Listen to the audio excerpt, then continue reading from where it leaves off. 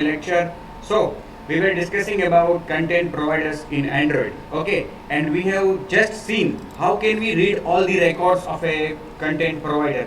We have taken example of context content provider in consideration, and we have just seen that how can we read all the records of context content provider and show them to a list view. Okay, now in this today's lecture we are going to implement writing operation to the content provider. We will see how can we write data to the context content provider using intents. But before that, moving ahead, let me revise you the mechanism of reading the content provider, which we have already implemented in my previous video. It is a bit more bit complex, but we have to follow the steps that I have shown you in the video.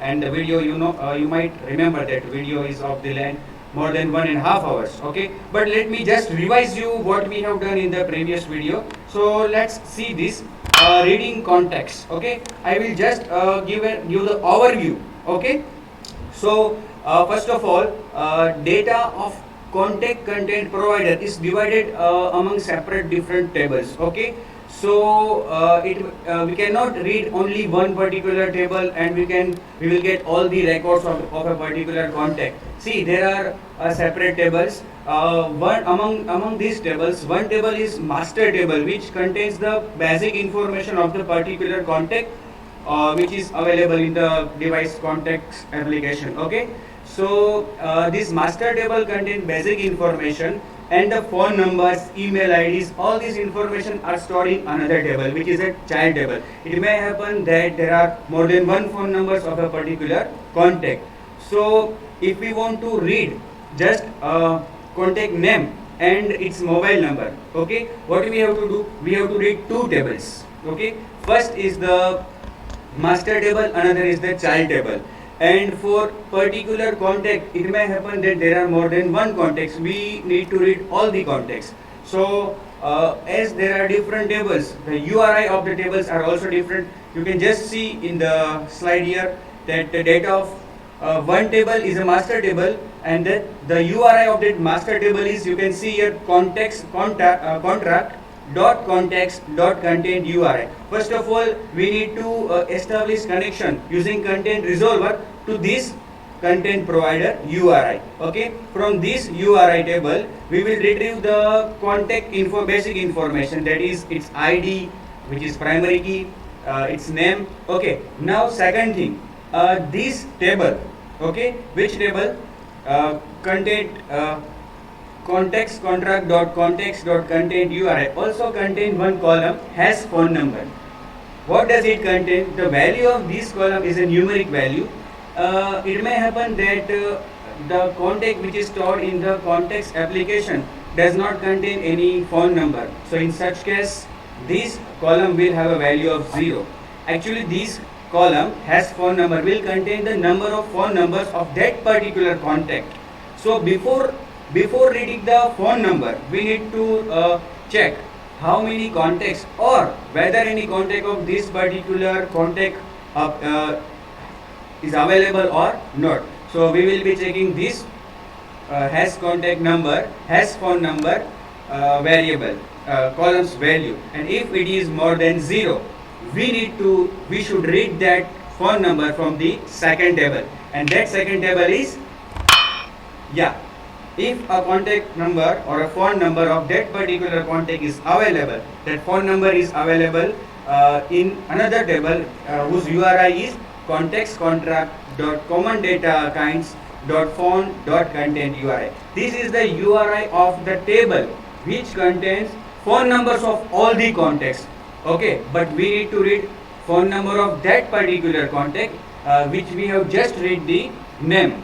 Okay, so again, in this entire table, another table, we need to find out the phone numbers which are associated with that particular column, and there is a relationship internally between both these tables. And the ID column, ID underscore ID column, is playing a role of primary key and foreign key in the child table. Okay, so if the phone number is available, we should read phone numbers from this table, and in this table the phone numbers of the client.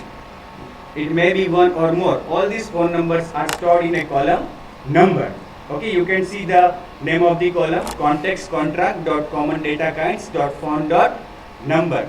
Okay, so this column contains the phone numbers which are associated with the particular contact. Let me also show you the code in just brief. Okay, let me show you the code.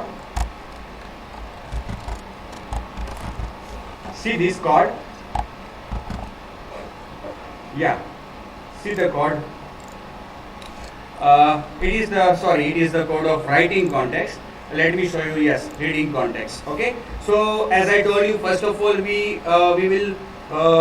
need to establish the connection. We need to establish connection with the master table using content resolver. So we will establish connection. We will use the query method of resolver. Resolver dot query context contract dot context dot content URI, and we will mention the columns in which we are interested, because there are many columns available in this context content provider, but we would retrieve only the columns in which we are interested and which we want to use right now. Okay, so I have mentioned here 3 columns: ID, display name, and hash phone number. Next, okay, you can see that we should check whether phone number of that particular contact exists or not. For that, I have told you that we will check the hash phone number column. If the value of this column hash phone number is greater than 0, okay, then we will read all the contacts. Okay, so this thing is to be done for all the contacts. If we want to read all the contacts of the contact application, this thing is to be done for every record. So an outer while loop will be executing for reading every contact, and inside that loop internally there will be another loop. If the phone number of that particular context is available, we should execute another loop for reading all the phone numbers. There may be more than one, all the phone numbers of that particular context. So you can see here below there is another code given, and there is also a while loop. Okay, so here again we have to write this code inside a outer while loop. We need to again query to the content resolve using content resolver for the underlying phone numbers table. Okay, and from that phone numbers table we will retrieve the records which are having ID of that particular contact to which we are right now reading. Okay, and again we need to execute a while loop for reading all the phone numbers associated with that particular contact. So all this thing is to be done for reading just display name, that is name of the person whose contact is stored, and his phone number or her phone number. If we want to read these 2 things from the context application, okay, phone name of the person and phone number, we need to do this much stuff. Okay, it is a bit complex, but if you implement this code, it is easy. Nothing very much difficult is there. Okay, and this type of code puts value on your application. Okay, so let's move to the business. Today's our topic is, as I told you, writing or adding data to the content provider, that is contact. Okay, we will see how can we add data to the context content provider. So this was just we have discussed reading mechanism, and now adding. Okay, adding. Please move the slide.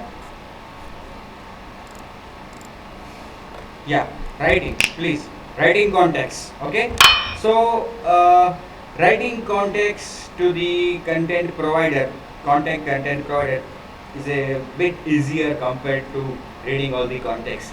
There is a inbuilt intent available in Android for adding context to the contact application. And if you you might remember that while we are using intents to perform tasks which are related to native applications, it requires no permission. And when we use such mechanism using intents, the built-in native application do the work for us. Actually, when we run such intents, the native application executes and it is in front of the client. From our application which was running, the native application will be initiated. So let me show you what how can we uh, it is wait. It is how can we use intents. First of all, we need to create an intent with action. What will be the action here? Context contract dot intents dot insert dot action. This action is to be mentioned for uh, running the context application. When this intent with this action will run, the context for saving application will be opened. Now one more thing is to be done here. We need to set type of the intent as context contract dot raw context. By using this set type method, we should set the type of the context intent. Then we need to put, suppose we are going to store name of that contact and the number of that contact. In that case, we need to put two extra things to this intent. Context contract dot intents dot insert dot name. The value of this extra will be the name of the contact which we want to store. Another extra which we will require to put is context contract dot intents dot insert dot font. The value of this extra should be the font number of the context which we want to store. Okay. Now after doing this much stuff, we just need to call start activity. But we should call start activity for result, because we after saving the contact, it may happen that when this intent is executed, the context application will be in front of the client, and it may happen that client ignore to save this contact. In that case, it will be discarded. This contact will not be saved. So it may be case that contact is saved successfully or not successfully. We should show a message to the client. How can we show? How can we retrieve the status of whether the contact is saved or not? So we should call start activity for result, and we should check the result which is written after execution of this context application. So after reading the result which is written, we can give message to the client that if the result is okay, we will show that contact is saved successfully, and if the result is not okay, we will save contact not saved. Let me show you the code of this intent. Okay, see the code. Shift F8. Yeah, using intents, create an intent with this set type of the intent, put these two extras, then call start activity for result and check the return value of the activity. See the code given below.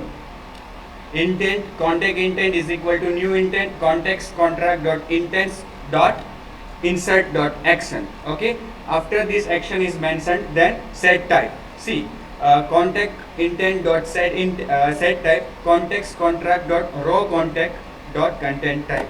Okay, then to put extra contact intent, which is the name of the intent that we have given in this example code. Put extra context contract dot intents dot insert dot content dot name, whatever name you want to store. Here in this example it is Chirag. Okay, then contact intent dot put extra dot okay, it is written two times, it is mistake. Context contract dot intents dot insert dot font, and the number of that contact that you want to store. And finally, just you need to call start activity for result, and when this code is executed, the context application will be in front of the client, and the name and the number which we have passed here as extras will appear there, and there will be save button and discard button. If the client want to save this contact, he will click on save, and if he want to discard this contact, he will click on discard. The control will be in hands of client. So in this manner, it is a very simple logic, very simple code using intents. We can easily add contact to the contact application of the device. That is the native application of the device, which is a content provider. So we can easily add data to this content provider. Okay, let us try the code also. Okay,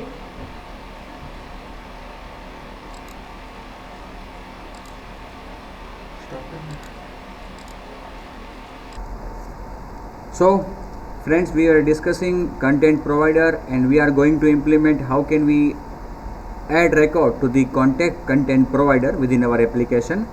So we have just seen the code to add a record to the contact content provider using intent. Okay, the code of writing this, the code of using this intent is like this.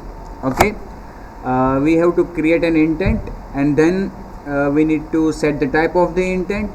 Then we need to put extra piece of information, that is if we want to add the name of the contact and assign a phone number to that contact, we need to put two piece of information using put extra, calling this put extra two times, and then we will finally start the activity.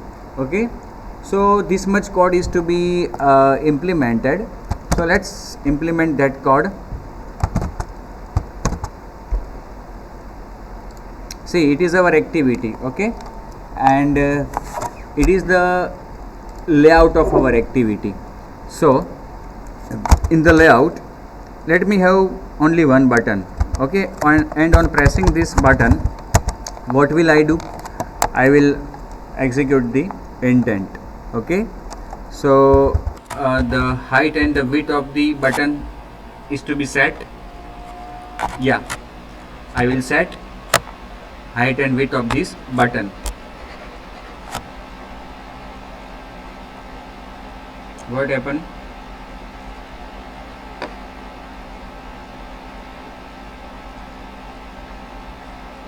Yeah, I need to set the width as wrap content and height as wrap content and text. Just I will set it to add contact. Okay, then I would also like to set the margins, that is 20 dp. Okay, now just this one thing on the layout, and yes, you can see here. Now let's move to the activity. In activity, what will I do? I will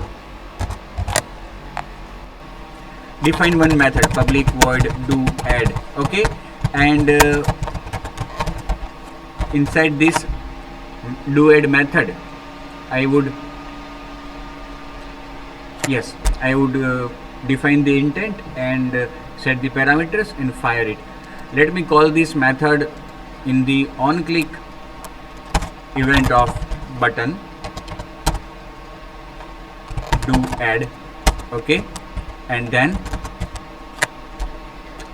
here, okay, intent is equal to new intent. What is the name of the intent? What is the action? The action is contract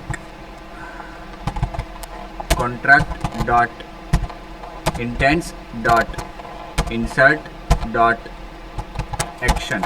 Okay, next intent dot set type. Okay, what is the type to be set?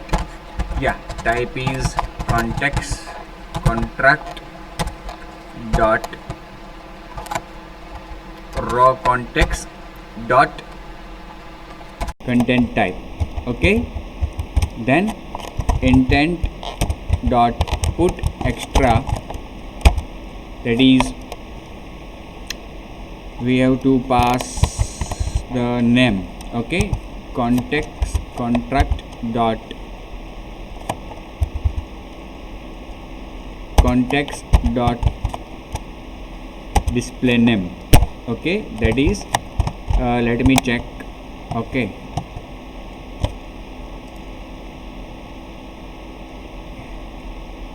context contract dot intents dot insert dot name. Okay,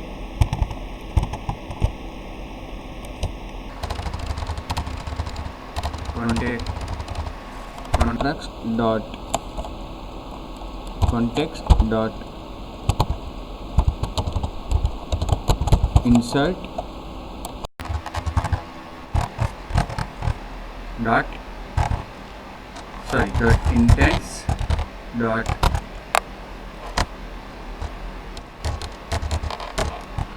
dot intents dot insert dot name.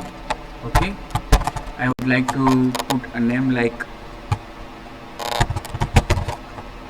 okay, and then intent dot put extra context contract dot intents dot insert dot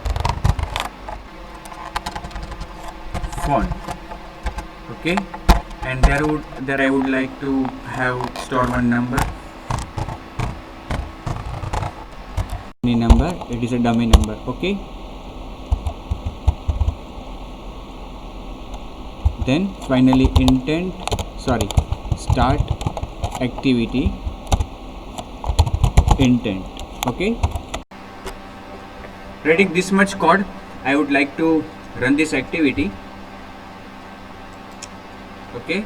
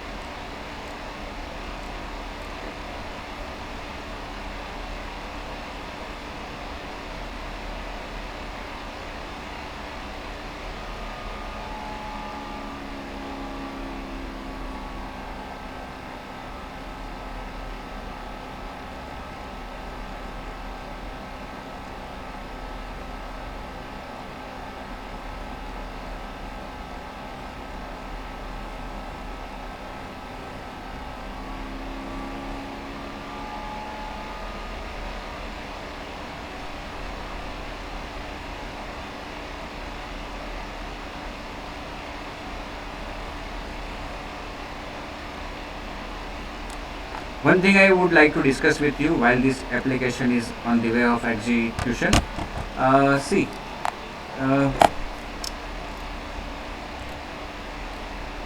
in the code which I have shown you for adding this contact, okay, it was mentioned that we should start activity for result, and when the activity is started means contact application will execute, and contact added by us would be shown in that application of contacts. Okay, and the client will be prompted for save or discard the number.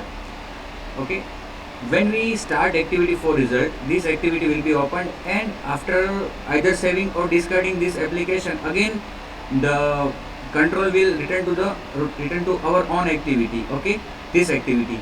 So we should check in that situation, in that case we should check what is the result written from the activity of that context.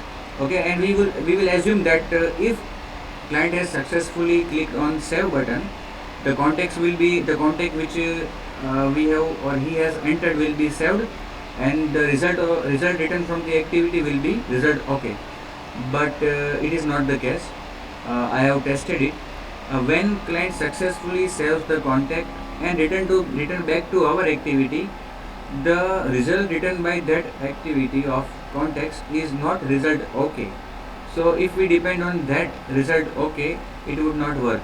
So here in this example, instead of using start activity for result, I have used just start activity. Okay, there are different ways for checking whether the contact is saved or not, and for that we can check the intent which is written from the activity. Okay, so in that manner we can check for the successful storing or saving of that contact. but right now we have just implemented start activity, and we are not checking the returned result of that particular context activity. Okay, activity is on the way of installation, and we should wait for it.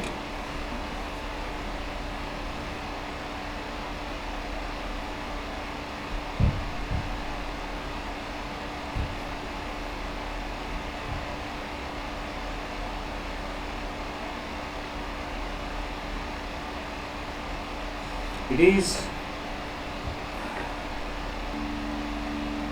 yeah, in front of us now. Button add contact will appear here, and I will click on it. Yeah, add contact. Okay, now I would click on this button, and what will happen? The context application of the device will be open. Okay, see, the context application of the device is opened, and the contact which we have passed from here as extra will appear there. Okay, see, Rishi and some mobile number. Okay, and see here, client has chance available to either save or discard this number. Okay, if he clicks on save, then the contact will be saved. Otherwise, if we click here on the cross sign, X sign, the number will be discarded. Okay, let me save this contact. Yeah, it is saved successfully. Okay, yeah, it appears here. Okay, and we can also find this contact in the context application of the device.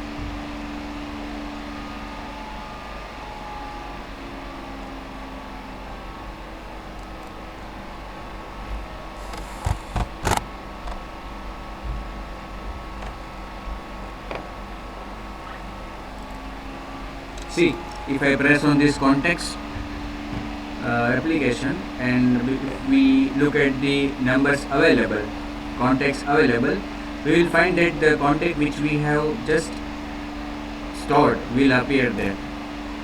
See, it is there. Okay, so in this manner we can insert contact in the context application or the context content provider of the device. So this was all about adding contact using content provider, using intent in the context content provider from our application. And as we are using device native application, which is context application, for inserting the record, client has the opportunity, client has chance to either discard it or he can also save it. So as the control is in hands of client, no permission is required for this code to be executed.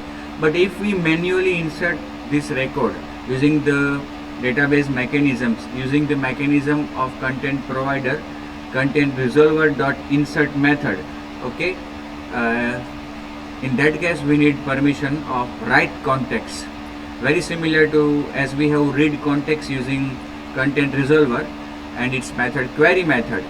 If we want to manually insert that record using the database mechanisms, we need to retrieve the record, retrieve the object of content resolver, and we need to call the method insert. Okay, and for that we need permission android.permission.write context. Okay, so this was all about using intent to insert the record in context provider. I will stop this video now. See you in the next video. Okay.